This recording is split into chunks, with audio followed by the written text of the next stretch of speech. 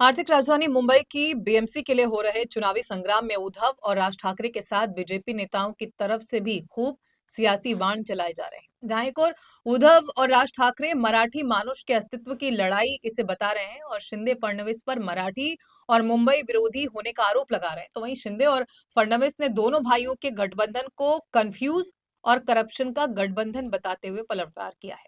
यानी चुनावों से कुछ दिन पहले जुबानी जंग भी अब और तेज हो गई है।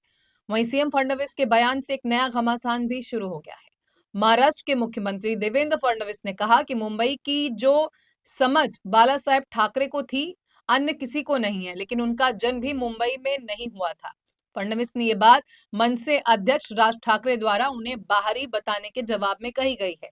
सीएम ने कहा कि मुंबई मेरी जन्मभूमि नहीं है, लेकिन वर्ष 1999 से ये मेरी कर्मभूमि है। मुंबई की जो समझ बाला साहेब ठाकरे को थी वो किसी को नहीं है, लेकिन दिवंगत बाला साहेब ठाकरे का जन्म भी मुंबई में नहीं हुआ था। उनके पिता प्रबोधनकार ठाकरे का जन्म भी मुंबई में नहीं हुआ था। सीएम ने सवाल उठाया कि मुंबई में जन्मे लोगों ने कई सालों तक बीएमसी को चलाया, लेकिन उन्होंने मुंबई और मराठी मानुष के लिए क्या किया। हालांकि इस बयान पर शिवसेना यूबीटी के सांसद संजय राउत ने पलटवार कर तीखा हमला बोला है। फडणवीस म्हणतात अण्णा मलाईवरच्या वक्तव्यावर आधी तुम्ही उत्तर द्या, मग जन्मभूमी कर्मभूमी धर्मभूमी काय ते आम्ही बघू. बाळासाहेब ठाकरेंचा इतिहास काढण्याचा तुम्ही भानगडीत पडू नका. त्या खोदकामात तुम्हीच गाडले जा.